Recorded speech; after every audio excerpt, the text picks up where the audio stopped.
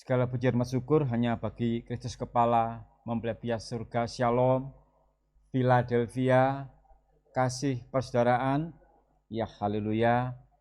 Di tengah-tengah wabah saat ini, tetap biarlah kita berserah memohon kemurahan Tuhan. Entah sampai kapan kita tidak pernah tahu, tapi biarlah kita berserah kepada Tuhan. Bersamamu Bapa, kulewati semuanya. Bersama Bapa kita melewati keadaan saat ini. Jangan goyah iman kita, tetap kuatkan iman kita.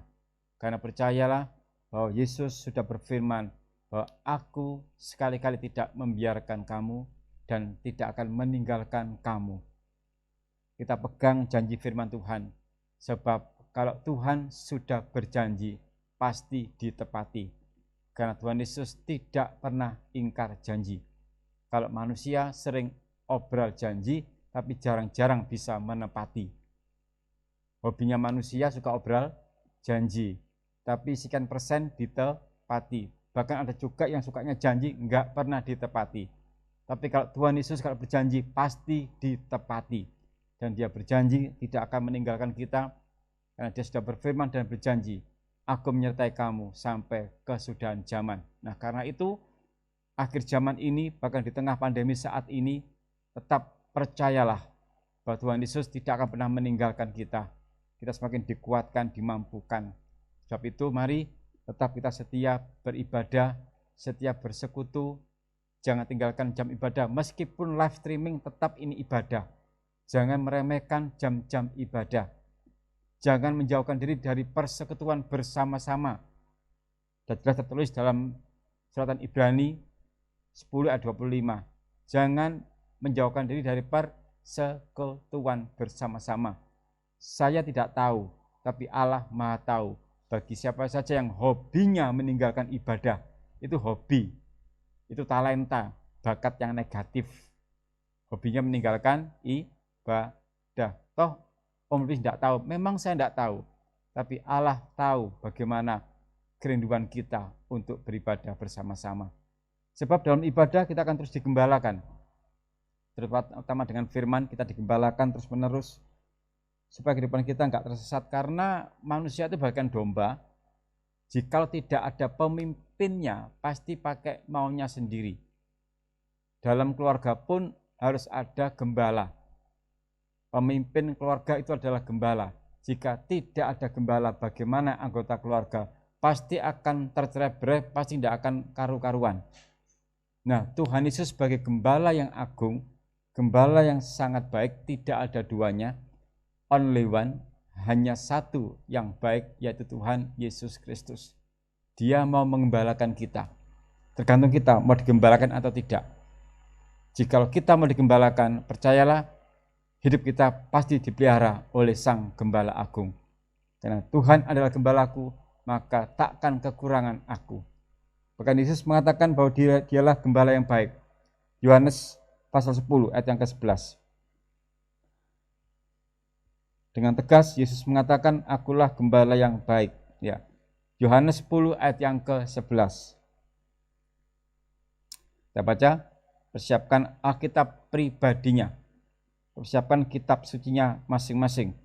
Yang di gereja juga yang ada di rumah. 1, 2, 3. Akulah gembala yang baik. Gembala yang baik memberikan nyawanya bagi domba-dombanya. Amin. Apa dikatakan di sana? Akulah gembala yang baik. Ini ungkapan dari Yesus langsung untuk mempertegas bahwa hanya dialah satu-satunya gembala yang baik.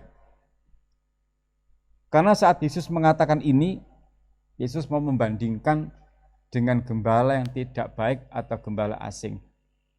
Kalau Yesus mengatakan akulah gembala yang baik, berarti ada gembala yang tidak baik. Karena tidak mungkin kalau Yesus mengatakan akulah gembala yang baik, terus semuanya baik, tidak. Berarti ada yang tidak baik.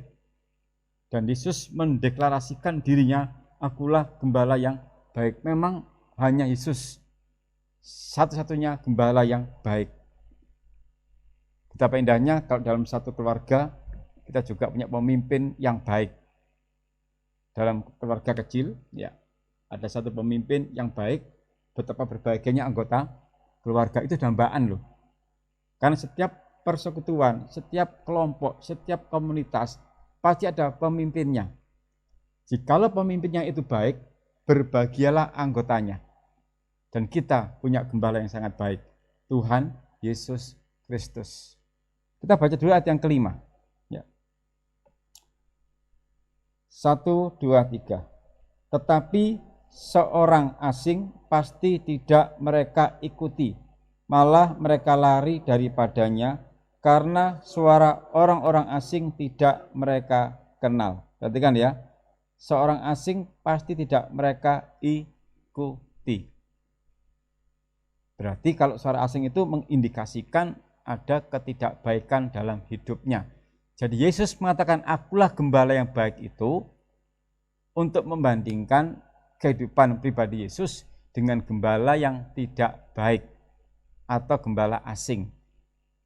Dan juga lebih tegas lagi di ayat 12. Mari kita baca. 1, 2, 3. Sedangkan seorang upahan yang bukan gembala dan yang bukan pemilik domba-domba itu sendiri, ketika serigala datang, meninggalkan domba-domba itu lalu lari, sehingga serigala itu menerkam dan mencerai-beraikan domba-domba itu. Kalau kita perhatikan ayat yang kelima, di situ ada kata-kata seorang yang asing, dan ayat 12 itu ada orang upahan yang bukan gembala. Perhatikan ada teksnya bukan gembala. Yang artinya ada orang-orang yang memang khusus dia memberikan hidupnya untuk menjadi seorang gembala yang tulus. Tapi ada juga orang-orang yang diupah untuk menjadi gembala. Ini sangat berbeda sekali. Kalau upahan, maka dia tidak merasa memiliki domba-domba itu, sehingga ketika ada bahaya datang, ada hal-hal yang mengancam kehidupan domba-domba, dia nggak akan bertanggung jawab. Nah, kita punya Tuhan Yesus yang selalu siap untuk menolong kita, bahkan membela kita. Di ayat 11 sudah dikatakan, gembala yang baik memberikan nyawanya bagi domba-dombanya. Kita akan selidiki kata demi kata di ayat ini, apa maksudnya dalam teks di Yohanes ini, supaya kita nggak salah dalam mengartikan bahwa disinilah akulah gembala yang baik. Keluarga Sion, saya pribadi sangat bersyukur memiliki Tuhan gembala yang baik. Seperti di Mazmur 23 ya, coba kita ke sana dulu. Mazmur 23 yang sudah sering kali kita baca. Ayat yang pertama ya. Mazmur 23 ayat yang pertama, karena ini pasti ada hubungannya dengan Yesus mengatakan akulah gembala yang baik ya. 1, 2, 3. Mazmur Daud, Tuhan adalah gembalaku, takkan kekurangan aku. Kalau kita membaca ayat ini, suatu kerinduan yang begitu meluap-luap bahwa kalau kita mengakui Tuhan adalah gembalaku, ini Daud mengatakan ada kataku, dia merasakan ada suatu hubungan pribadi. Tuhan adalah gembalaku. Beda dengan kalau Tuhan adalah gembala kami. Itu orang banyak. Kalau ku, berarti Daud merasakan ada suatu hubungan yang erat, hubungan yang intim. Tuhan adalah gembalaku. Jadi dia memiliki Tuhan secara khusus dalam pribadinya. Bandingkan dengan Filipi 4. Bandingkan. Ada kataku di sana. Ini ucapan dari Paulus ya.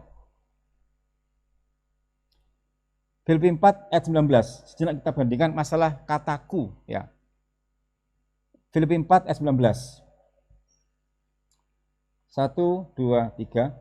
Allahku akan memenuhi segala keperluanmu menurut kekayaan dan kemuliaannya dalam Kristus Yesus. Kalau kita bandingkan di Mazmur 23 tadi dikatakan Tuhan adalah gembalaku. Ada pemilikan suatu hal yang sangat pribadi sekali. Dan Paulus juga mengatakan Allahku. Kalau kita merasa percaya Tuhan adalah gembalaku, Allahku, itu ada suatu kekuatan yang luar biasa dahsyat. Bahwa kalau kita mengakui Tuhan secara khusus dalam hidup kita, itu enggak main-main. Karena itu milikilah Yesus secara pribadi. Tuhan adalah gembalaku, Allahku. Artinya kalau kita dalam keadaan terjepit seperti saat ini, menderita seperti saat ini, goncang, dan semuanya menderita kebingungan. Tadi saya membaca di WA Group ya, ada satu daerah yang awalnya tidak merah, kemudian merah langsung di-share. Daerahku menjadi merah, padahal awalnya tidak merah. Padahal awalnya sudah cukup membahagiakan, ternyata merah, nggak terduga kan. Nah kalau lihat kondisi kayak gitu gimana? Kalau kita nggak meyakini Tuhan adalah gembalaku, kita gelisah loh, gelisah. Bahkan Surabaya pun sedikit warnanya berubah, sekarang berubah lagi. Dan kita nggak tahu kapan akan berakhir. Terutama yang makin terpuruk ini ya dunia pendidikan. Yang sudah saya saksikan kepada Rogasion bahwa anak saya di PGRI itu sudah WA saya Japri, kemarin siang WA lagi, Pak kira-kira kapan masuknya? Oh ya kira-kira enggak tahu, bahwa kira-kira kok, betapa rindunya dia untuk bertemu dengan teman-teman secara fisik bukan virtual. Ini kita kan enggak ngerti. Tapi jangan pernah putus asa untuk tetap berdoa dan berharap. Karena nanti kalau nggak sampai selesai, kan orang berpikir ini sebentar lagi adalah Desember. Pasti pikiran soal Natal. Dan nanti kalau Natal virtual bagaimana gitu kan? Live streaming. Sehingga karena kebingungan ini pun sampai nggak sempat mikir soal seragam. Karena biasanya bulan Juli itu sudah bingung nanti seragamnya apa. Ini masuk September wis tenang. Wis enggak pakai seragam, toh nanti virtual gitu kan ya. Bagaimana? Belum bahas soal seragam kan? Belum. Nah, corona ya apa? Bahkan kamu udah pun tenang. Biasanya kan gimana seragam? Gimana? Wah. Tenang toh? Tenang. Gara-gara corona. Tidak wis apa-apa. Ya tetap kita berdoa. Jangan pernah putus asa untuk berdoa. Tetaplah berdoa. Kita percaya Tuhan adalah gembalaku. Maka dia pasti akan memelihara kehidupan kita. Kita doakan negara kita. Kita doakan Bapak Jokowi yang terhormat. Ini Bapak Jokowi saya percaya lagi pusing-pusingnya nih memikirkan keadaan negara kita. Kita bantu, kita doakan terus. Rogasion, ya. Tuhan adalah gembalaku, takkan kekurangan aku. Dan Paulus katakan Allahku. Betapa sejahteranya hati ini ya. Kalau kita mengatakan Tuhan adalah gembalaku. Ada suatu kepemilikan yang khusus.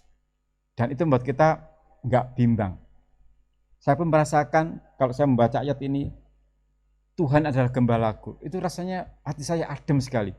Jadi enggak bingung soal nanti bagaimana, tetap tenang. Karena saya percaya dan yakin, seyakin-yakinnya bahwa kalau kita mengatakan Tuhan adalah gembalaku dengan penuh iman, maka aku tak akan kekurangan. Dia pasti memelihara dengan caranya. Ingat Nabi Elia, enggak terduga kan cara Allah menolong, minum lewat di sungai Kerit. Makanan dikirim oleh burung gagak, enggak terduga. Tapi kalau Allah menolong itu luar biasa, karena bagi Allah tidak ada yang mustahil. Tuhan adalah gembalaku. Yesus menyatakan diri, akulah gembala yang baik. Gembala yang baik memberikan nyawanya bagi domba-dombanya. Nah sekarang kita akan perhatikan bagaimana orang upahan itu. Karena Yesus waktu mengatakan akulah gembala yang baik itu membandingkan dirinya dengan orang upahan yang arahnya kepada sikap yang jahat. Yeremia 23. Supaya kita tahu mengapa Yesus mengatakan akulah gembala yang baik. Karena ada juga yang jahat. Roma 23, Yeremia 23 ya, bukan Roma. Yeremia 23 ayat 1 sampai 2 ya. Yeremia 23 ayat 1 sampai 2. Kita baca ya. Dipersiapkan dulu ya. 1, 2, 3. Celakalah para gembala yang membiarkan kambing domba gembalaanku hilang dan terserak. Demikianlah firman Tuhan. Sebab itu beginilah firman Tuhan Allah Israel terhadap para gembala yang mengembalakan bangsaku. Kamu telah membiarkan kambing dombaku terserak dan tercerai-berai, dan kamu tidak menjaganya. Maka ketahuilah, aku akan membalaskan kepadamu perbuatan-perbuatanmu yang jahat. Demikianlah firman Tuhan. Ini langsung mengarah kepada kehidupan gembala yang mewakili gembala agung di dunia ini, termasuk yang sedang berbicara sekarang. Jadi ayat ini juga tertuju langsung kepada yang sedang berbicara sekarang. Siapakah dia? Anda tahu siapakah dia? Pasti tahu, tidak usah diungkapkan. Jadi kalau saya membiarkan domba-dombanya Tuhan, ini bukan jemaat saya. Keluarga Sion itu jemaatnya Tuhan. Saya hanya hamba yang diutus untuk menggembalakan. Saya hamba yang tidak berguna, yang hanya melakukan apa yang harus saya lakukan. Lukas 17 ayat 10. Tetapi tanggung jawab yang besar ada di pundak saya. Saya tidak boleh membuat kambing dombaku terserak dan tercerai-berai. Kalau saya merusak, kalau saya mencerai-beraikan keluarga Sion dan semuanya tidak karu-karuan, maka aku akan membalaskan kepadamu perbuatan-perbuatanmu yang jahat. Tanggung jawab yang besar di pundak seorang gembala sidang. Kalau sampai domba-dombanya Tuhan tercerai-berai, maka gembala itu akan dihukum oleh Allah. Ini masalah kerohanian, masalah jasmani juga. Kalau dalam keluarga ada gembala-gembala yang merusak anggota keluarga, dalam arti tidak membuat damai sejahtera, membuat kacau malah, maka gembala itu harus mempertanggungjawabkan perbuatannya kepada Sang Gembala Agung. Ya termasuk saya juga. Jadi saya ini punya dua keluarga, secara jasmani juga secara rohani. Secara jasmani ya itu tadi anak-anak saya. Secara rohani ya keluarga Sion. Jadi saya punya dua keluarga yang harus saya gembalakan, dan ini tanggung jawab yang tidak mudah.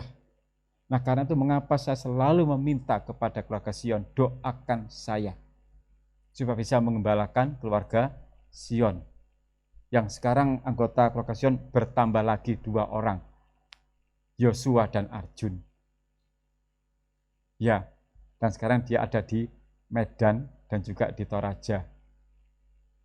Dan tadi siang juga masih kontak-kontakan dengan saudara Arjun juga. Barusan saya bicara-bicara dengan mamanya Noel ini ya.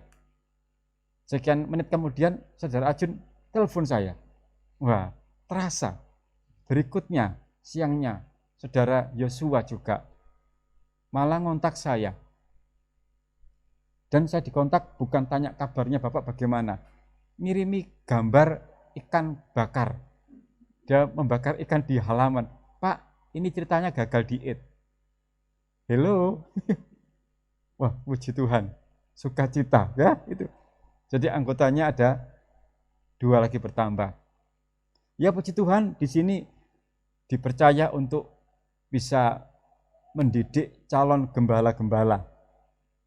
Yang dimulai ya Bapak Pendeta Muda Daniel sekarang menjadi gembala sidang di GPT Bagi.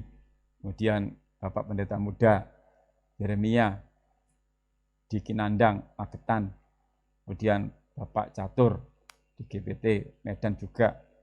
Berikutnya ya barusan yang menikah saudara Yosef di Toraja. Dan yang akan menyusul menikah entah kapan saudara Elia di Jakarta. Entah kapan saya tidak tahu ya. Itu semuanya merasakan pendidikan singkat di GPT Sion selama 1 bulan untuk menjadi gembala. Dan tidak harus jadi gembala, tidak. Yang penting menjadi hamba Tuhan. Dan yang paling baru adalah saudara Yosua dan saudara Arjun. Ya, untuk menjadi seorang gembala memang perlu pendidikan, perlu pengalaman. Dan sudah saya berikan nasihat kepada mereka jangan khawatir, pasti ada masalah, tapi pasti Tuhan tolong, jangan khawatir. Itu. Dan ini bisa menjadi seorang gembala yang baik, ya harus belajar dulu dari awal dulu, bagaimana mengembalakan, supaya nanti bisa mengembalakan domba-dombanya Tuhan dan tidak tercerai-berai. Karena jika tercerai-berai, tanggung jawabnya sangat berat.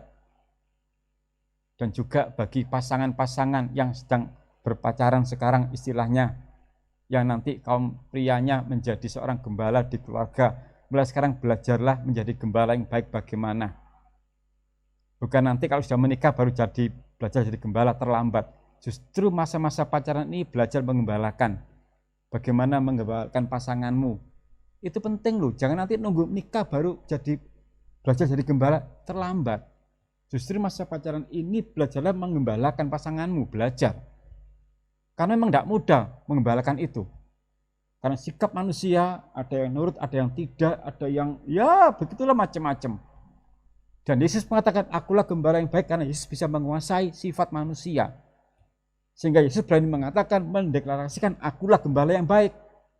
Karena gembala manusia juga, ya kadang-kadang ada salahnya. Saya pun juga dalam menggembalakan, kadang-kadang juga salah juga. Tapi yang tidak pernah salah hanya Yesus. Dia gembala yang sangat baik. Hanya Yesus.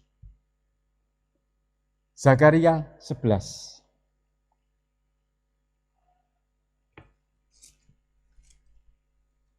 Zakaria, ya, kalau di indeksnya ZA, Zakaria 11 ayat 17. Zakaria 11 ayat 17. 1, 2, 3. Celakalah gembalaku yang pandir, yang meninggalkan domba-domba. Biarlah pedang menimpa lengannya dan menimpa mata kanannya. Biarlah lengannya kering sekering-keringnya dan mata kanannya menjadi pudar sepudar-pudarnya. Waduh, ini hukuman bagi seorang upahan yang tidak bertanggung jawab atau gembala yang tidak bertanggung jawab, yang meninggalkan domba-domba tercerai-berai. Jadi tidak mudah menjadi gembala itu.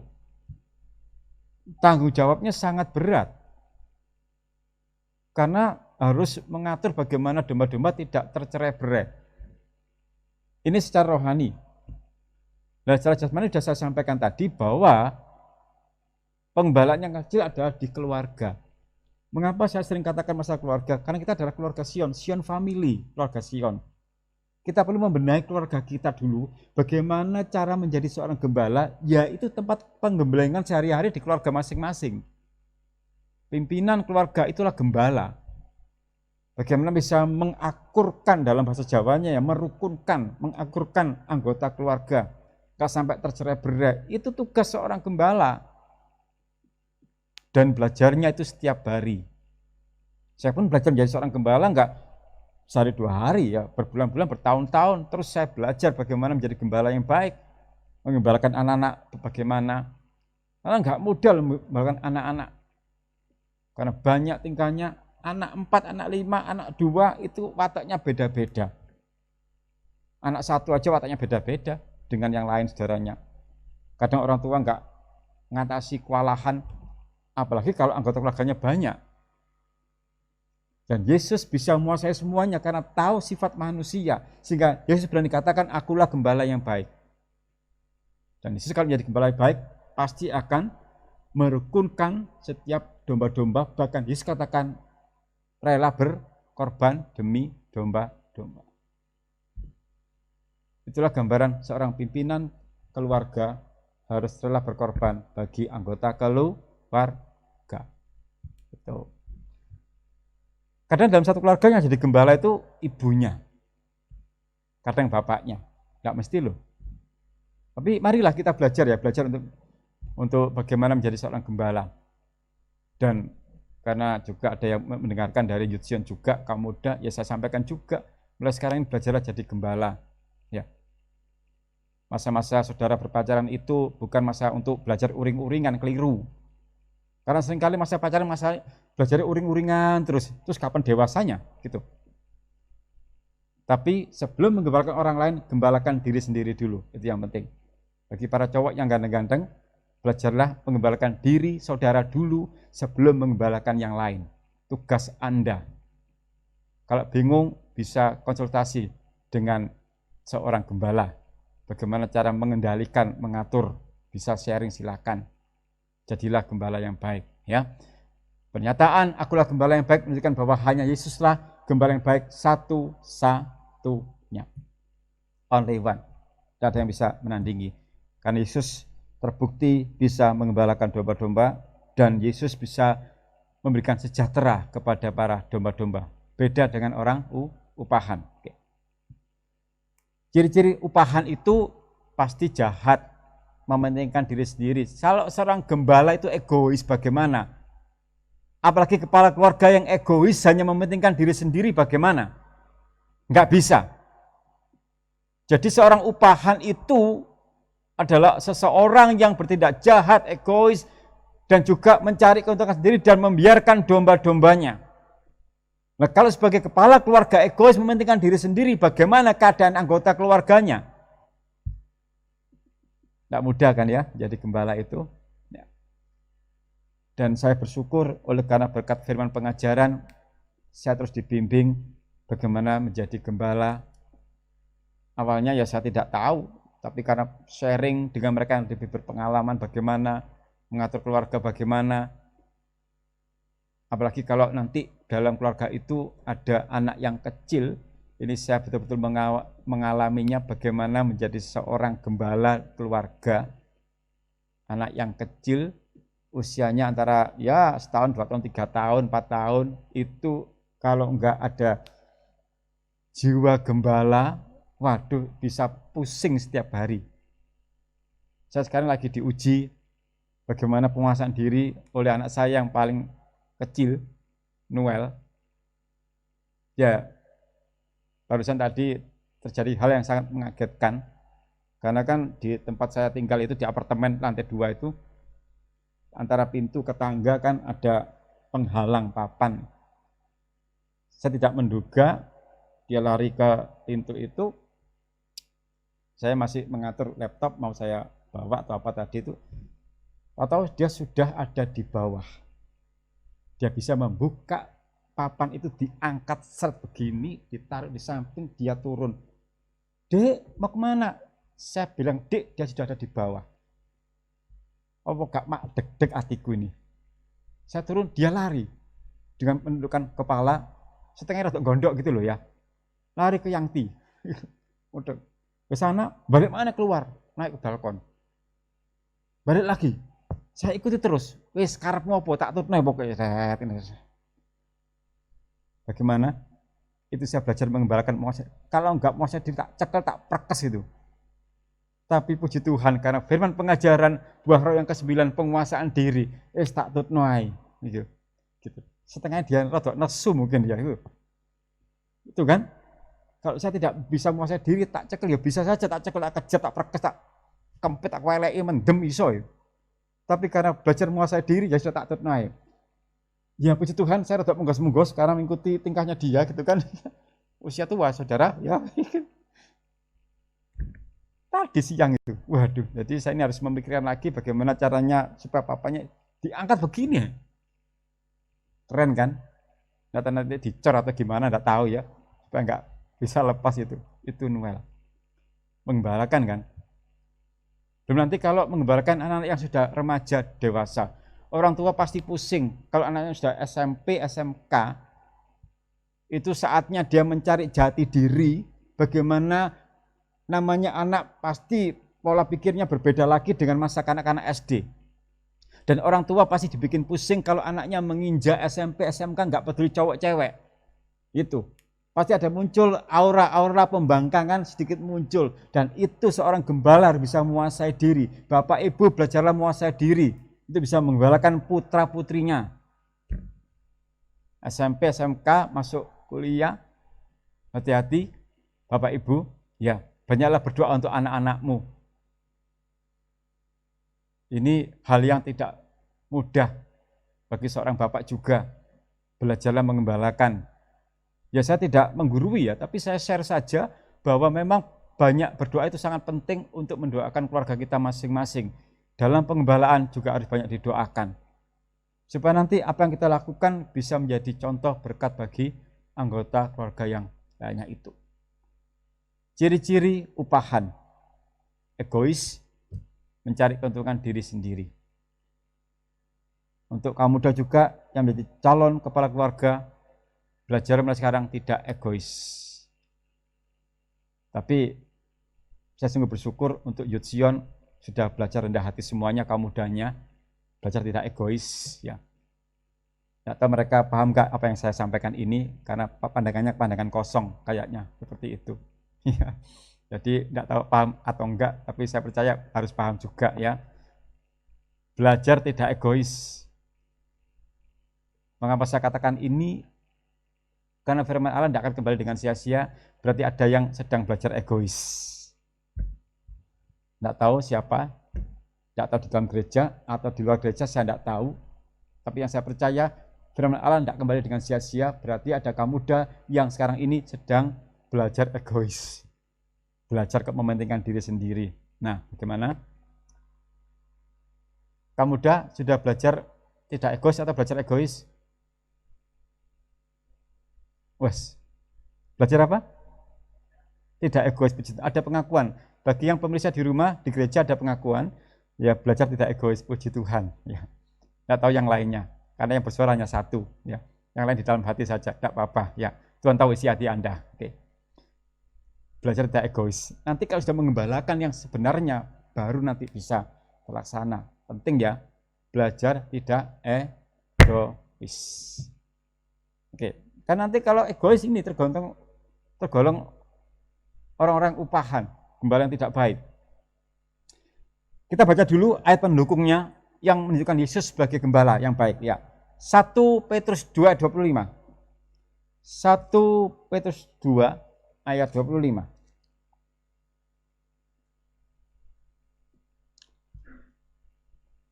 Kita baca dulu ayat pendukung. Maksudnya yang menguatkan bahwa Yesus itu gembala. 1 Petrus 2 ayat yang ke-25. 1, 2, 3. Sebab dahulu kamu sesat seperti domba, tetapi sekarang kamu telah kembali kepada gembala dan pemelihara jiwamu. Dulu kamu sesat, tapi sekarang kamu telah kembali kepada gembala. Kalau kita sesat, jangan biarkan dirimu sesat. Segera kembali kepada gembala. Segera kembali kepada gembala agung. Kalau merasa diri saudara, diri kita semuanya, merasa kok hidupku kok makin tersesat ya, kok aku sering pakai mauku sendiri ya, segera kembali kepada gembala yang baik. Supaya tidak makin tersesat langkah hidup kita. Ibrani 13 ayat 20.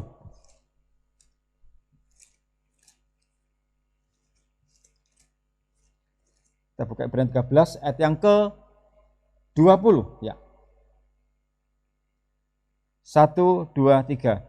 Maka Allah damai sejahtera yang oleh darah perjanjian yang kekal telah membawa kembali dari antara orang mati gembala agung segala domba, yaitu Yesus Tuhan kita. Gembala agung segala domba. G huruf besar, A huruf besar. Itu menunjuk kepada Yesus, gembala agung segala domba. Makna segala berarti juga ada domba yang nurut dan tidak menurut. Kan Yesus itu menggembalakan semua gembala. Semua domba mau digembalakan. Karena kata-kata segala domba itu berarti ada yang domba yang nurut dan tidak nurut. Yang artinya bahwa seorang gembala harus mau juga menggembalakan domba yang tidak nurut supaya menurut agar tidak tersesat. Dalam satu jemaat itu tidak semuanya nurut. Dalam satu penggembalaan tidak semua nurut. Ada yang nurut dan ada yang tidak. Dalam satu keluarga pun, anggota keluarga ada yang nurut dan ada yang tidak nurut. Dan seorang gembala atau gembala yang kecil kepala keluarga harus mau menggembalakan yang tidak nurut juga supaya bisa menurut. Ya, kalau menggembalakan yang nurut ya enak dong. Terus yang tidak nurut bagaimana? Dan seorang gembala sidang harus mengarahkan, mungkin ada yang tidak menurut, digembalakan lagi dengan kesabaran, dengan ketelatenan supaya kembali menurut, supaya kembali kepada jalan yang benar. Itu tugas seorang gembala. Sekarang dalam Perjanjian Lama, kita buka lagi di Mazmur 23 ayat yang ke-1. Yang sudah kita baca tadi, kita baca ulang. 1, 2, 3. Tuhan adalah gembalaku, takkan kekurangan aku. Ini menunjukkan bahwa dalam Perjanjian Lama pun ditegaskan bahwa Tuhan itulah gembala. 79 ayat 13. Pasal 79 ayat 13.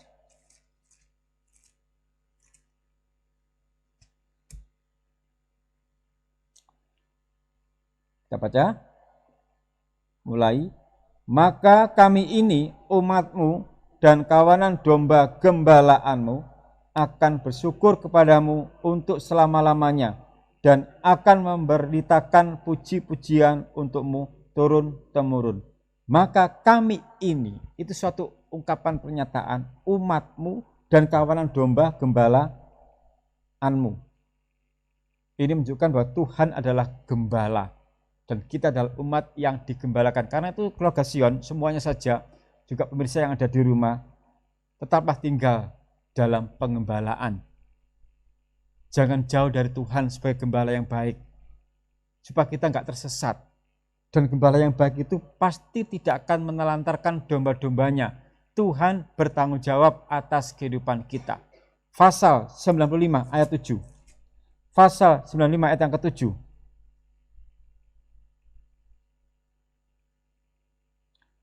1, 2, 3. Sebab dialah Allah kita dan kitalah umat gembalaannya dan kawanan domba tuntunan tangannya. Amin. Dialah Allah kita dan kitalah umat gembalaannya. Percayalah bahwa kalau Tuhan gembala yang baik, hidup kita tidak akan disia-siakan. Dia pasti akan memelihara kehidupan kita. Yang penting kita mau berserah saja apa kata gembala kita, gembala yang baik. Yehezkiel 34 ayat 15. Yehezkiel 34 ayat 15.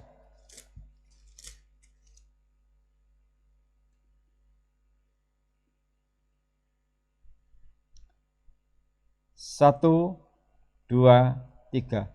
Aku sendiri akan mengembalakan domba-dombaku dan aku akan membiarkan mereka berbaring. Demikianlah firman Tuhan Allah. Puji Tuhan, betapa damainya hati ini, hati saya juga kalau membaca ayat ini. Aku sendiri dari Tuhan akan mengembalakan domba-dombaku dan aku akan membiarkan mereka berbaring. Artinya apa? Jika dihubungkan di Mazmur 23, sejenak kita ke sana dulu sebentar. Ya. Mazmur 23, masalah berbaring ya. Ayat yang kedua, masalah berbaring, Mazmur 23 ayat yang kedua. Kita lihat ke sana. 1, 2, 3. Ia membaringkan aku di padang yang berumput hijau. Ia membimbing aku ke air yang tenang. Perhatikan ya, bahwa Tuhan sebagai gembala yang baik membiarkan kita berbaring. Tidak sembarang kita berbaring, tapi di padang yang berumput hijau. Hijau itu berarti suatu kesuburan, kelimpahan berkat, bukan kekeringan. Kecuali kalau padang rumput yang kering, okelah kita sengsara. Tapi ya kalau rumput hijau, ada suatu pertumbuhan. Dari Tuhan gembala yang baik itu tidak akan membiarkan kita di tempat yang kering. Dan terbukti sampai sekarang ini, di tengah wabah penyakit ini, saya memperhatikan seluruh keluarga Sion tetap dipelihara oleh Tuhan. Tidak ada yang kekurangan. Yang bekerja, yang makin kencang kerjanya. Bahkan sampai lembur-lembur, kan puji Tuhan ya. Pulang malam. Itu kan luar biasa toh. Di tengah yang lain bingung cari pekerjaan, tapi keluarga Sion, Tuhan memelihara. Di tengah corona ini ada loh yang pulangnya hanya ya nggak sampai malam-malam, tapi puji Tuhan di sini ada sampai lembur-lembur. Mas Esra pulang malam itu kan luar biasa, berkat Tuhan melimpah itu. Saking berkatnya, waduh, Tuhan memelihara Mas Esra coba. Langsung amin. Pokoknya kata-kata memelihara langsung amin begitu. Ya Mas Estra, ya Mas Satrio, ya Mas Budi, Mas Ili, itu semuanya diberkati Tuhan ya. Jadi di sini tuh yang namanya Mas Estra, Mas Satrio, Mas Budi, Mas Utomo, Mas Ili, ada 5 ini. Kerjanya diberkati Tuhan ya Pak. Itu satu orang ya, satu orang. Namanya macam-macam, oke. Tuhan memelihara, yang lain juga. Pokoknya jangan jauh dari pengembalaan, tetap setia ibadah, tetap setia melayani Tuhan. Karena Dia berkuasa memelihara hidup kita lewat banyak cara. Kan Dia gembala yang baik. Gembala yang baik pasti membaringkan di tempat yang berumput hijau. Aminkan ayat ini. Dia membiarkan aku di padang yang berumput hijau. Sampai-sampai ya, yang membimbing aku ke air yang tenang. Masalah makanan, air minum dijamin oleh Tuhan. Nabi Elia, air minum dijamin, makanan dijamin. Karena apa? Tetap ikut Tuhan Yesus Kristus dan tidak meninggalkan kasih-Nya Tuhan itu. Tetaplah di dalam Tuhan. Karena di luar Tuhan kita tidak bisa berbuat apa-apa. Tuhan luar biasa, Dia menggembalakan kita. Ya, ungkapan akulah gembala yang baik itu untuk juga mencela pemimpin agama yang tidak menjalankan tugasnya dengan baik. Jadi Yesus mengatakan akulah gembala yang baik itu sekaligus mau mencela pemimpin-pemimpin agama yang tidak menggembalakan dengan baik. Yeremia 10:21.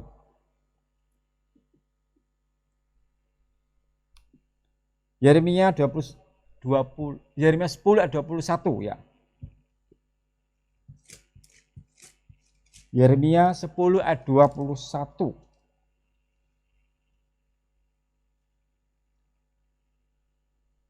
Satu, dua, tiga. Sungguh, gembala-gembala sudah menjadi bodoh. Mereka tidak menanyakan petunjuk Tuhan. Sebab itu mereka tidak berbahagia dan seluruh binatang gembalaan mereka cerai-berai. Untuk mengembalakan itu tetap seorang gembala harus juga bertanya, berdoa kepada Tuhan sebagai gembala yang agung. Supaya apa? Dalam melaksanakan penggembalaan, seperti saya misalkan, mengembalakan Pulau Sion, saya harus minta petunjuk Tuhan terus. Tuhan bagaimana ini untuk mengembalakan keluarga Sion? Saya enggak pakai cara saya sendiri. Kalau salah nanti bisa tercerai-berai. Berarti saya tidak menjalankan tugas dengan baik. Sedangkan Yesus selalu baik dalam mengembalakan. Ini loh. Pasal 12 ayat 10.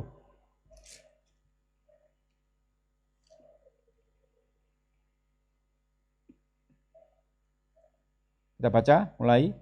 Banyak gembala telah merusakkan kebun anggurku, memijak-mijak tanahku, dan membuat tanah kedambaanku menjadi padang gurun yang sunyi, sepi, merusak kebun anggur, memijak-mijak tanahku.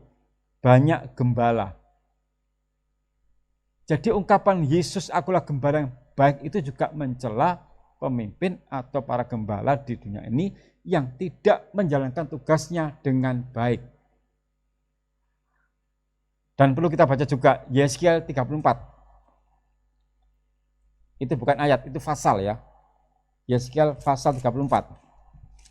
Ini tentang gembala-gembala yang tidak baik, yang tidak melaksanakan tugas dengan baik. Itu cukup panjang, tapi kita akan baca beberapa bagian saja. Ya.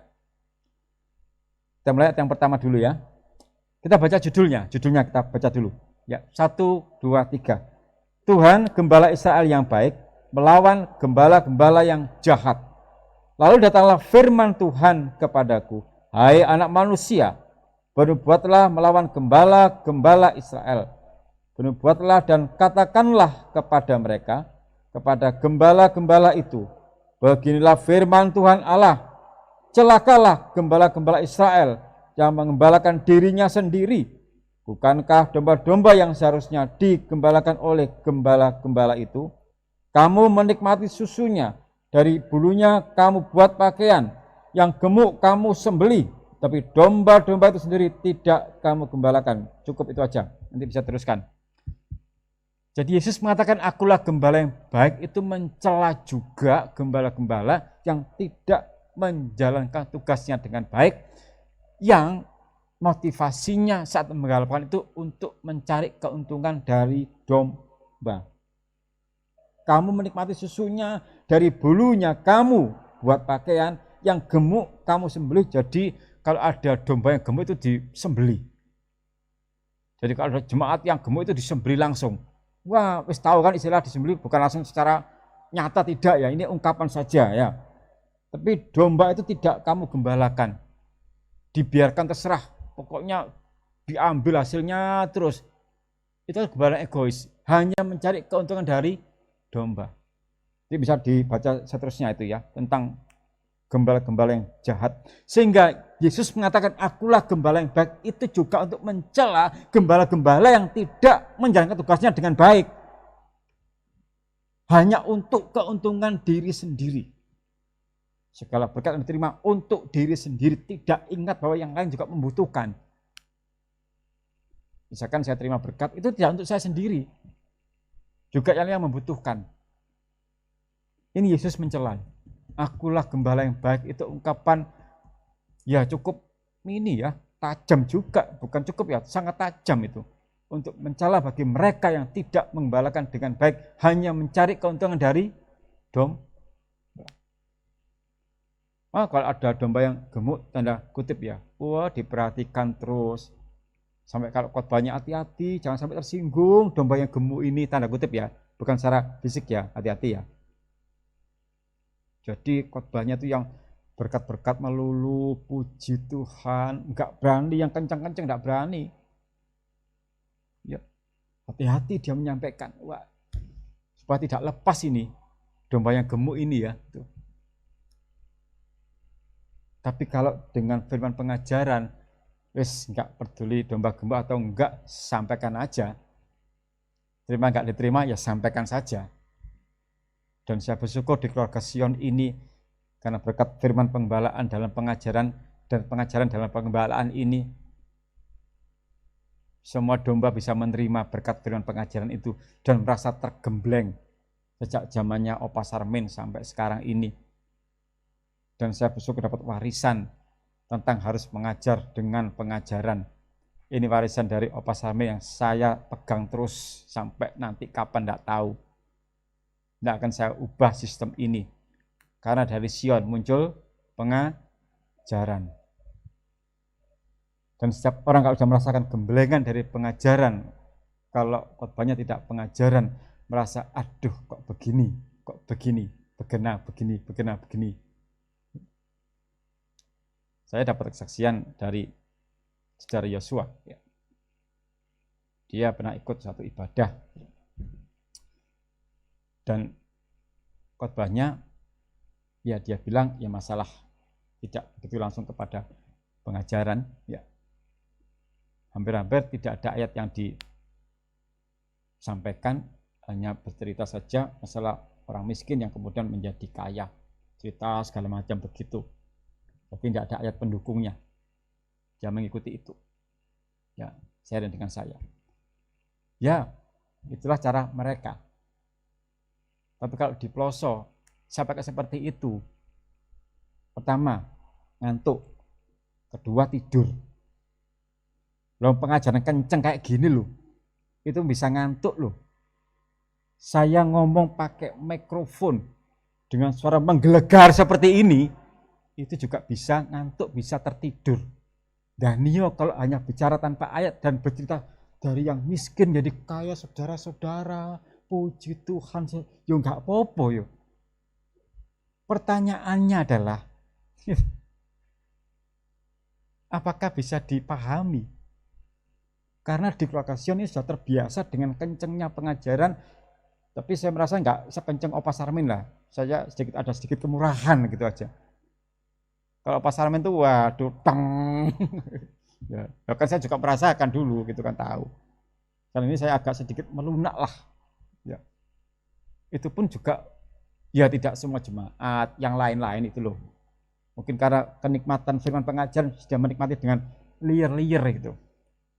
Sukacita dalam pengajaran, kenikmatan firman-Mu, bahkan air yang tenang, di padang rumput yang hijau. Siut ini.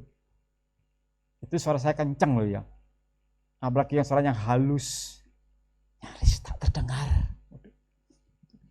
Haleluya, ya, puji Tuhan. Harus mau menerima pengajaran kalau mau tumbuh dewasa iman kita. Anak yang bertumbuh nggak harus dengan makanan lunak terus, dipaksa dengan makanan yang keras supaya nanti jiwa raganya tumbuh dengan kuat. Saya berpedoman dari Sion muncul pengajaran, itu yang saya pakai sampai sekarang dan untuk selama-lamanya. Ya, dan saya merasakan dalam firman pengajaran ada berkat dan mukjizat. Itu pasti. Dan jelas kita terima firman bukan berhenti hanya menerima, lakukan. Di saat kita melakukan firman itulah Allah memberkati kita. Puji Tuhan. Ya. Ciri gembala yang baik berkorban bagi domba-domba. Kita kembali ke Yohanes tadi. Ya. Ciri gembala yang baik sekarang. Ya, Yohanes pasal 10 tadi. Ya.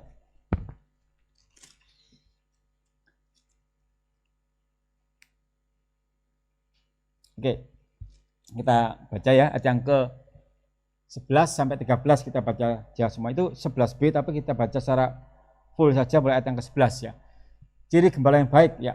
Kalau Yesus mengatakan akulah gembala yang baik, bagaimana sih ciri-cirinya? Kan begitu supaya kita tahu. Ya, mulai. Akulah gembala yang baik memberikan nyawanya bagi domba-dombanya. Sedangkan seorang upahan yang bukan gembala dan yang bukan pemilik domba-domba itu sendiri, ketika melihat serigala datang, meninggalkan domba-domba itu lalu lari, sehingga serigala itu menerkam dan mencerai-beraikan domba-domba itu. 13. Ia lari karena ia seorang upahan dan tidak memperhatikan domba-domba itu. Ayat 13 itu menjelaskan bahwa seorang upahan itu tidak mempedulikan domba-domba. Sedangkan gembala yang baik memperhatikan domba-domba, bahkan memberikan nyawanya bagi domba. Yang artinya mau berkorban. Arti memberikan nyawa itu dia dengan sukarela mau membela domba-dombanya dan menunjukkan kekuasaannya Yesus sendiri. Artinya nyawanya Yesus ini tidak diambil orang lain, tapi dia menyerahkan. Ingat waktu di kayu salib Yesus katakan apa? Kuserahkan nyawaku, bukan diambil orang lain. Berarti Yesus ada suatu kuasa bahwa dia sanggup memberikan nyawanya. Kenapa diberikan? Untuk membela umatnya, untuk membela domba-domba. 17-18.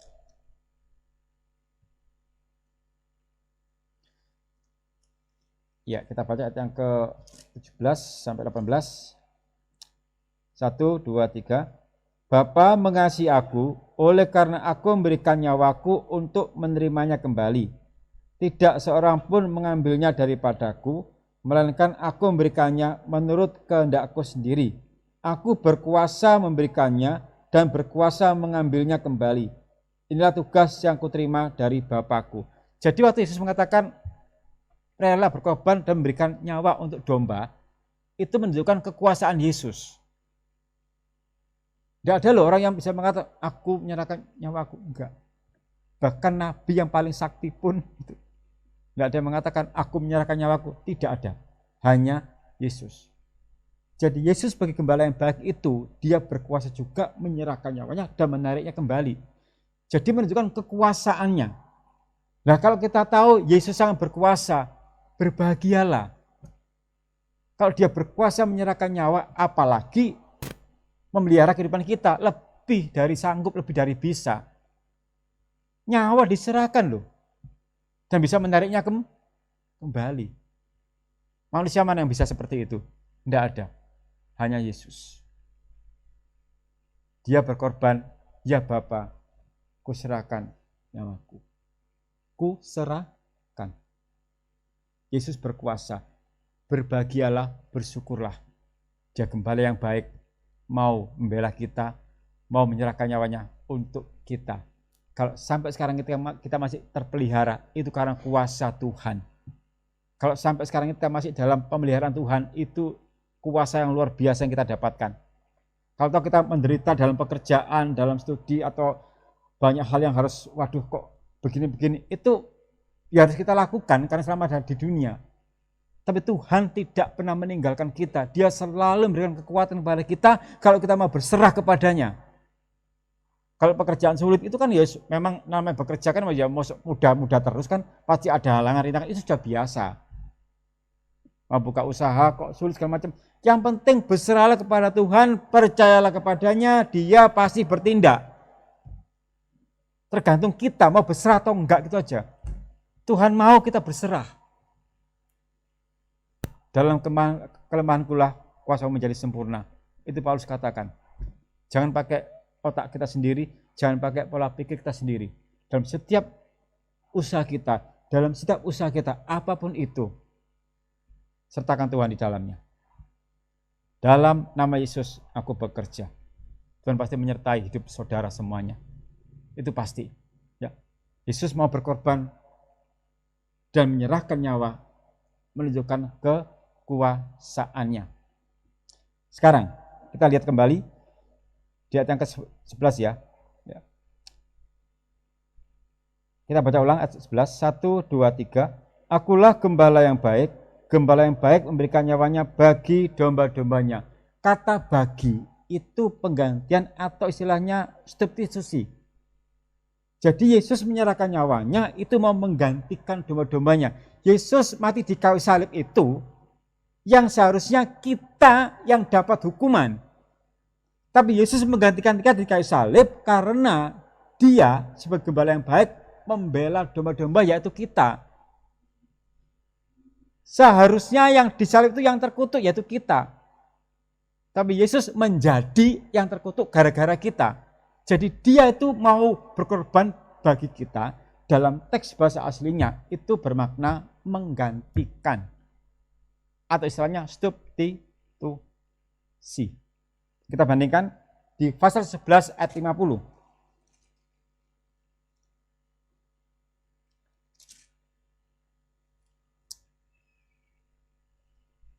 Ayat 50 ya, kita baca. 1, 2, 3. Dan kamu tidak insaf bahwa lebih berguna bagimu jika satu orang mati untuk bangsa kita daripada seluruh bangsa kita ini binasa. Berarti kan ya, jika satu orang mati untuk bangsa kita, satu mati demi semuanya, menggantikan kan? Jadi aku rela berkorban bagi kamu semuanya, itu menggantikan. Dan itu yang dilakukan Yesus. Aku rela berkorban bagi domba-dombaku. Jadi harusnya domba itu jadi korban, tapi Yesus yang menggantikan. Seharusnya kita yang dihukum karena banyak salah, tapi Yesus menggantikan kita di kayu salib. Itu maksudnya. Bagi. 18 ayat 14.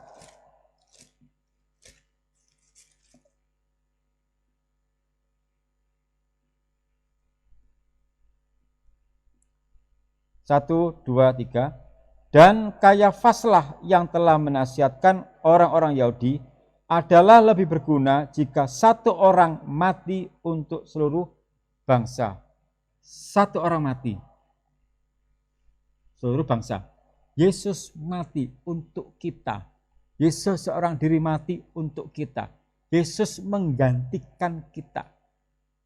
Berkorban bagi domba-domba. Dan dia dikatakan sebagai anak domba Allah yang disembelih. Yohanes 1 ayat 29. Yohanes 1 ayat 29. Ya.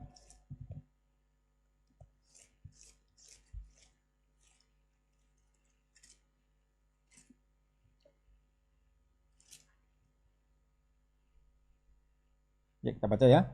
1, 2, 3. Pada keesokan harinya, Yohanes melihat Yesus datang kepadanya dan ia berkata, lihatlah anak domba Allah yang menghapus dosa dunia. Anak domba Allah yang disembelih untuk menghapus dosa dunia, dosa kita. Yesaya 53 ayat 7.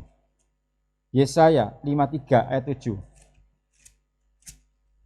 Yesaya 53 ayat 7.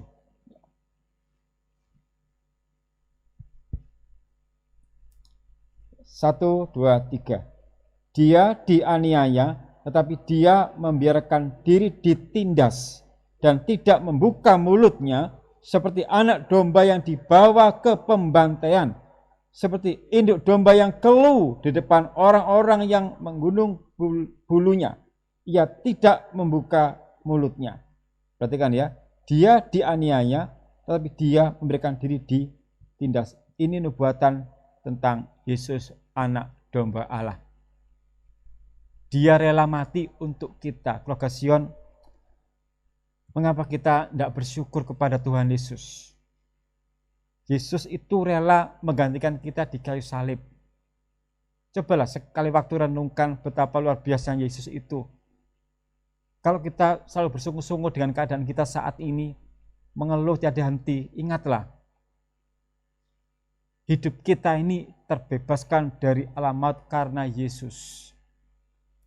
Kalau Yesus sanggup memberikan kita suatu pengampunan dosa, kalau masalah kehidupan sehari-hari, lebih dari sanggup Yesus itu. Jadi mari kita hilangkanlah watak suka mengeluh, suka bersungut-sungut itu, hilangkan semuanya. Hiduplah dengan penuh ucapan syukur. Dia gembala yang baik, membaringkan di padang rumput yang hijau, ke mata air yang tenang, itu jaminan. Mulai hari ini, kalau masih ada yang suka bersungut-sungut dalam pekerjaan, mengeluh dalam pekerjaan, hilangkan itu semuanya. Itu masa lalu. Apalagi anak-anak sekolah sekarang tugasnya bertumpuk-tumpuk. Daripada ngomel, ya kerjakan sajalah semampunya. Meskipun ngomel pun nggak akan selesai itu. Pasti banyak tugas-tugasnya. Dan saya pun juga tugasnya, meskipun katanya daring, santai, ternyata lebih banyak daripada yang sekolah aslinya itu. Jadi kalau ada orang yang bilang, wah enak guru sekarang nggak kerja, Anda nggak tahu bagaimana keadaan di kantor saudara. Gitu. Jadi bagi orang tua yang mengatakan enak guru sekarang nggak kerja, nggak ngajar, sekali waktu monggo datang ke kantor, ke ruangan guru, ikuti dari pagi sampai siang apa yang terjadi di sana. Nggak leren, duduk terus muda terus. Ya, saya menyadari kalau ada wali murid yang mengatakan seperti itu karena belum tahu keadaan yang di dalam. Itu daring sampai gurunya garing, saudara. Ya, itu daring sampai gurunya garing. Sudah gak selesai, belum selesai datang lagi di grup, ini dikerjakan terus. Tapi puji Tuhan, firman pengajaran sudah mengasah kita, memberitahu kita, mengarahkan kita. Lakukan pekerjaanmu dengan tidak bersungguh-sungguh dan berbantah-bantahan. Juga yang masih sekolah, kalau tugasnya banyak, daripada Anda bersungguh-sungguh, menyanyilah dengan sukacita. Hatiku sekarang girang, hatiku sekarang girang, gitu. Hati yang gembira adalah obat. Dan garap ngomong, waduh,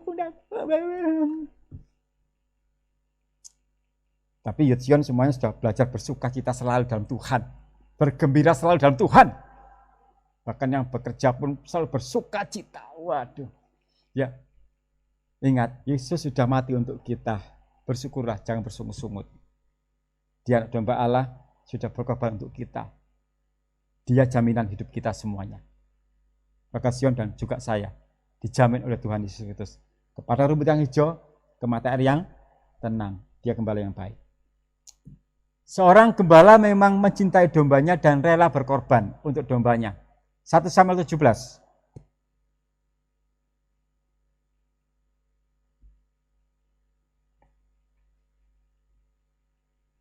Ya, kita buka dulu ya. 1 Samuel 17 ya.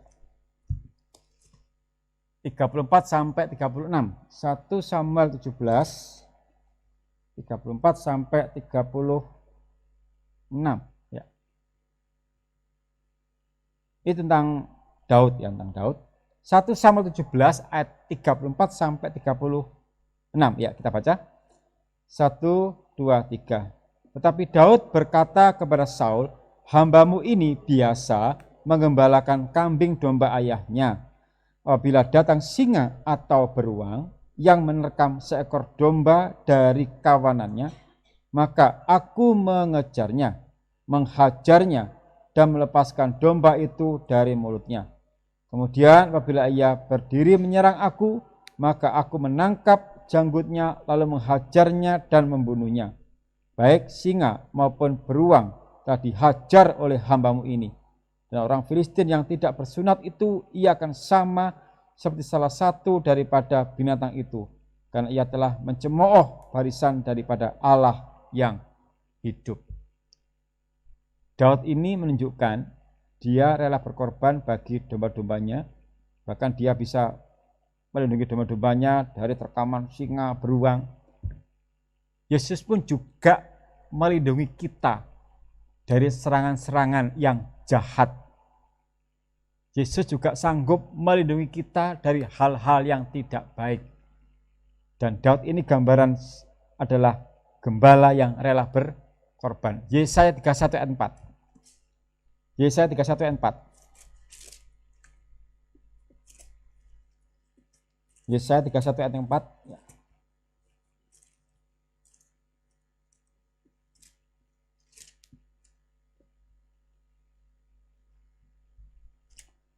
Satu, dua, tiga. Sebab beginilah firman Tuhan kepadaku, seperti seekor singa atau singa muda menggeram untuk mempertahankan mangsanya, dan tidak terkejut mendengar teriakan seluruh pasukan gembala yang dikerahkan melawan dia, dan tidak mengalah terhadap keributan mereka.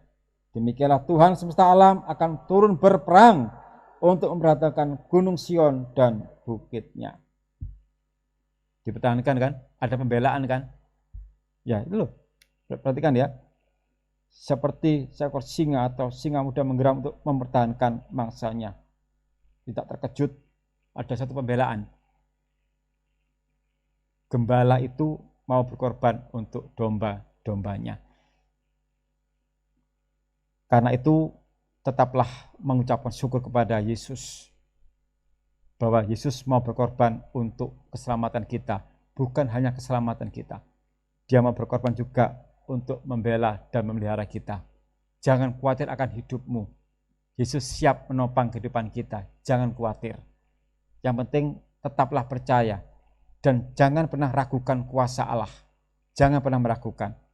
Dia sangat berkuasa untuk membela dan memelihara kehidupan kita semuanya.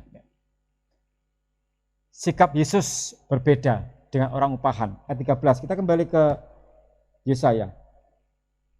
Yohanes 10.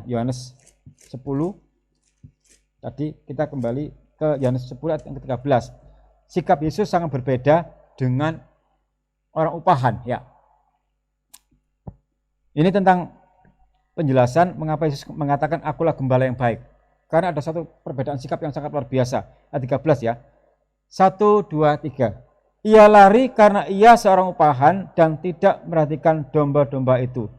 Kalau Yesus katakan akulah gembala yang baik, Yesus selalu memperhatikan domba-domba, termasuk kita diperhatikan oleh Yesus. Tapi seorang upahan tidak peduli keadaan domba.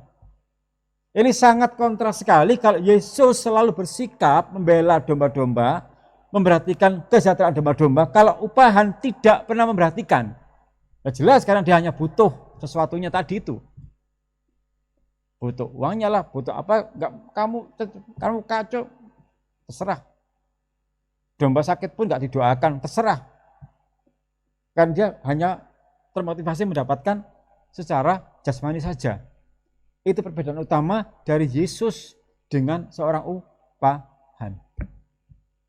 Jadi kalau Yesus katakan akulah gembala yang baik, itu untuk itu tadi menunjukkan bahwa dia berkuasa, juga mencela orang-orang upahan, juga mencela para pemimpin yang tidak bertanggung jawab kepada domba-domba yang dipercayakan Yesus untuk digembalakan. Itu. Mengenal domba-domba, ya. Ciri gembala yang baik itu mengenal domba-domba. Ayat 14, 15, dan 27. Ciri gembala yang baik mengenal domba-domba, ya. Sekarang ayat 14 sampai 15, ya. 1, 2, 3. Akulah gembala yang baik, dan aku mengenal domba-dombaku, dan domba-dombaku mengenal aku.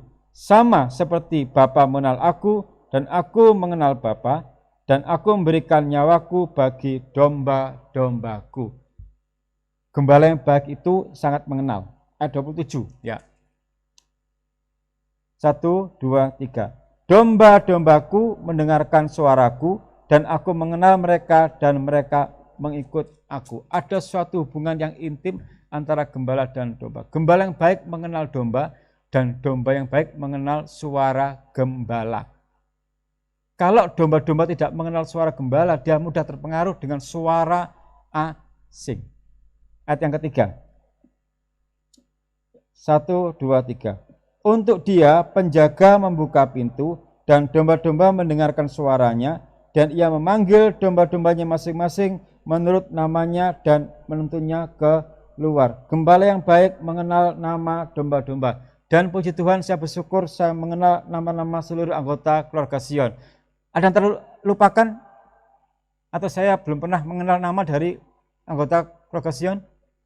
Bahkan sampai nama aliasnya, nama sebutannya, puji Tuhan saya tahu. Ini julukannya apa saya tahu.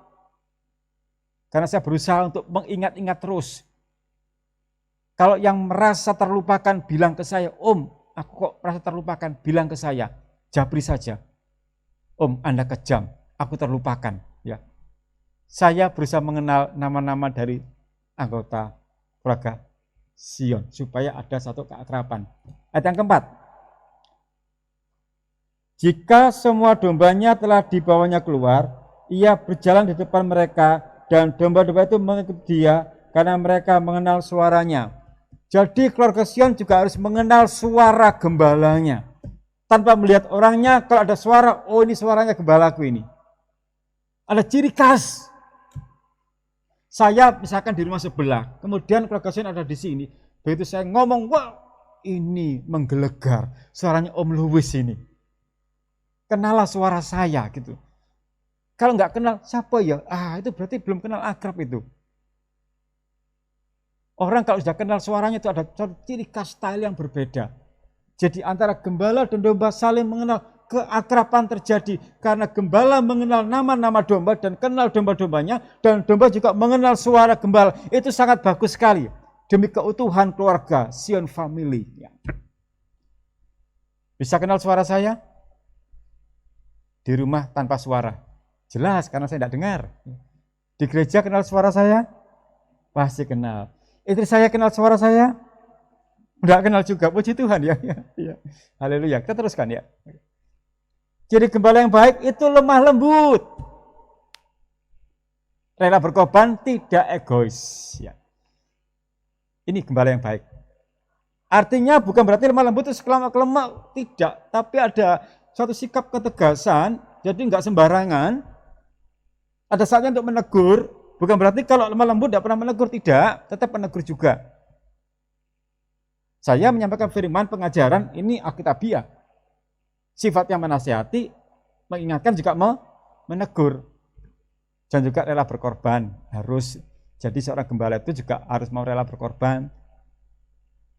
Dipanggil satu saat kalau dombanya membutuhkan harus siap.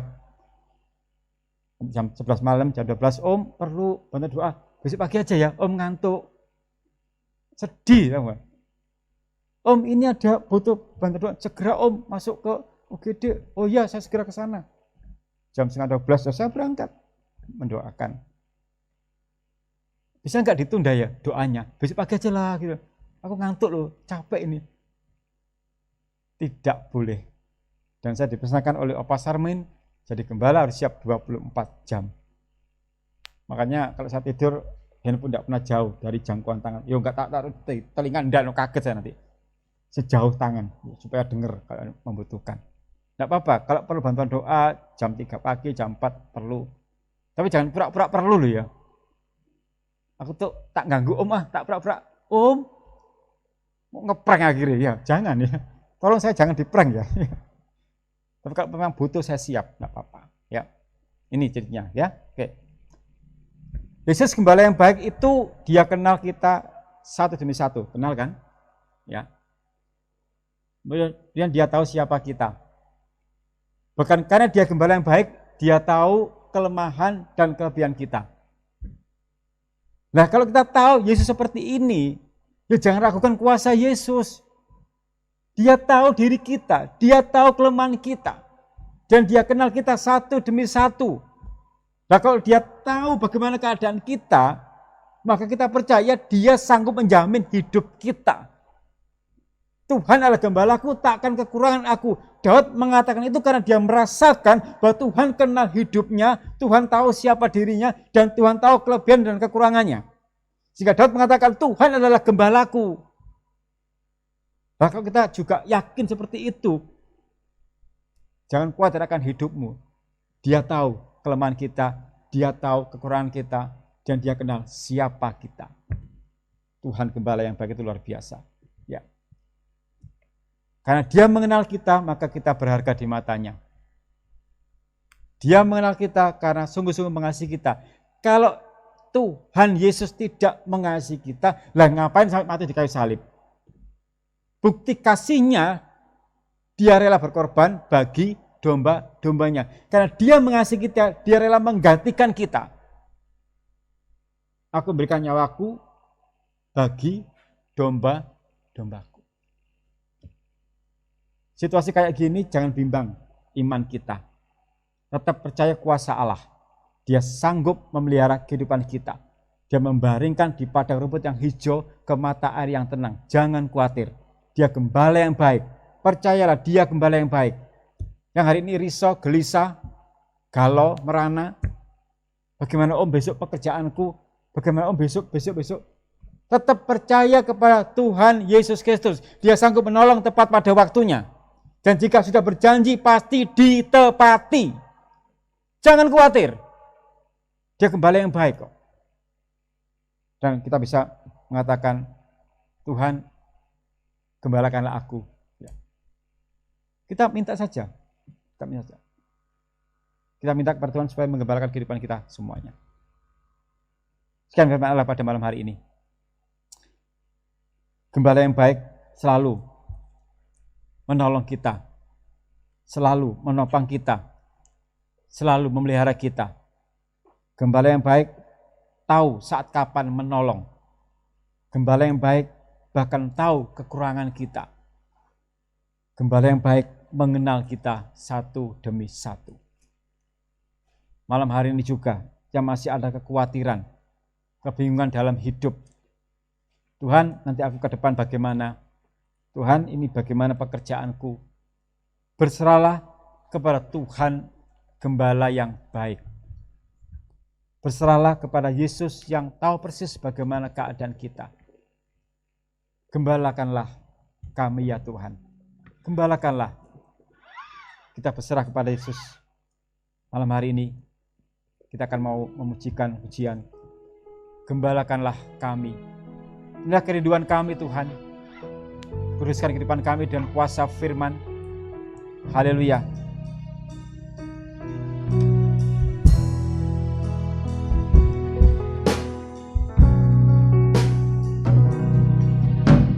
Tuhan, ini kerinduan kami. Tuhan, ini permohonan kami. Sucikanlah dan kuduskan hidup kami dengan kuasa firman-Mu. Tuhan, persekutukanlah kami dalam satu roh dan satu pengajaran. Oh Tuhan, persatukan kami dalam ikatan kasih. Gembalakanlah kami ya Tuhan, menjadi satu kawanan gembala-Mu. Kami mau dengar suara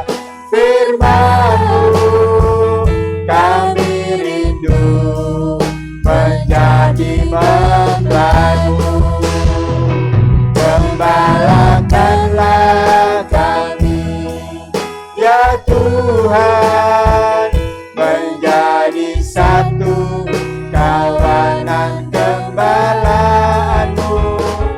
Kami mau dengar suara firman-Mu, kami rindu menjadi mempelai-Mu.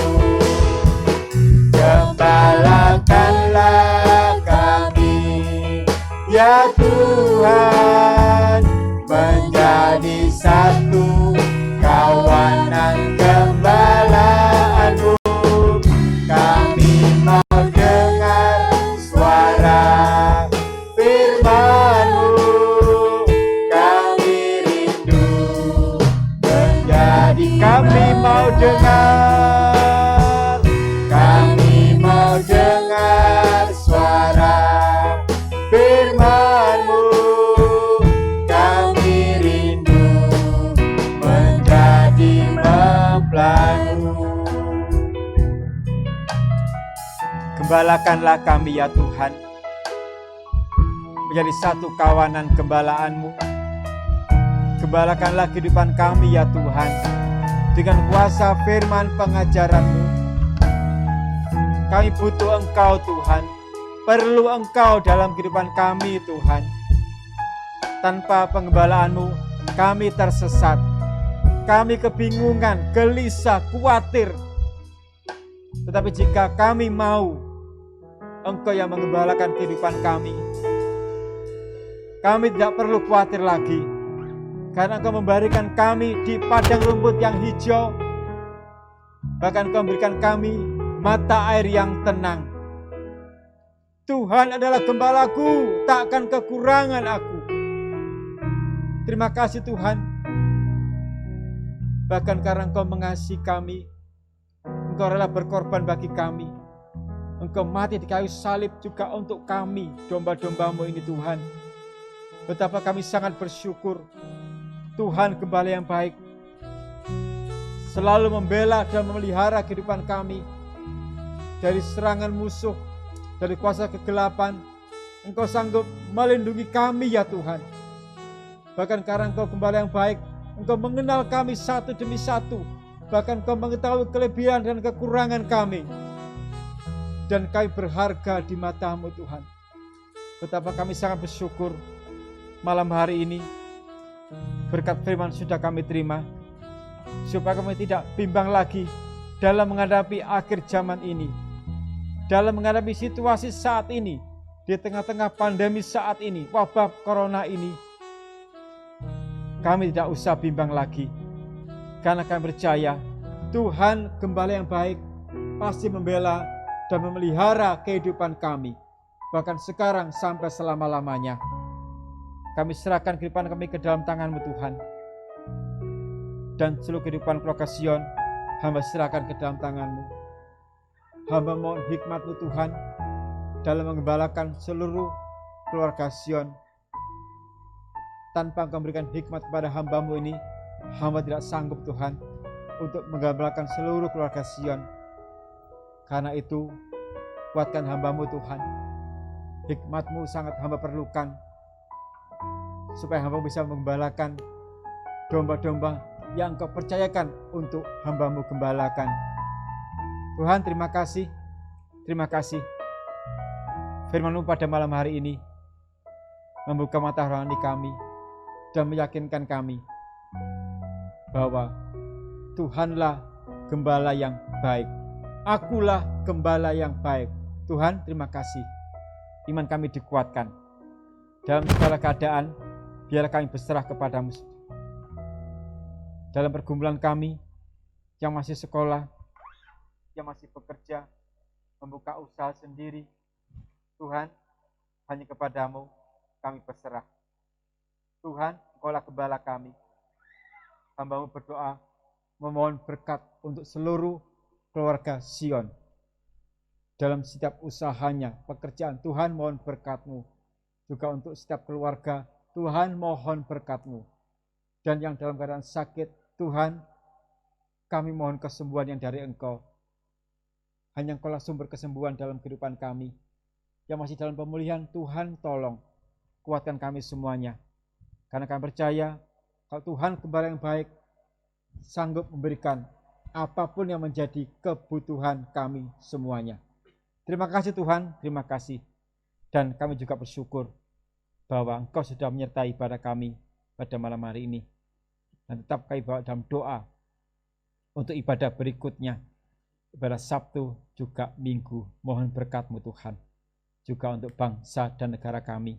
Tuhan, saat ini masih dilanda wabah corona. Hanya kepadamu kami berserah.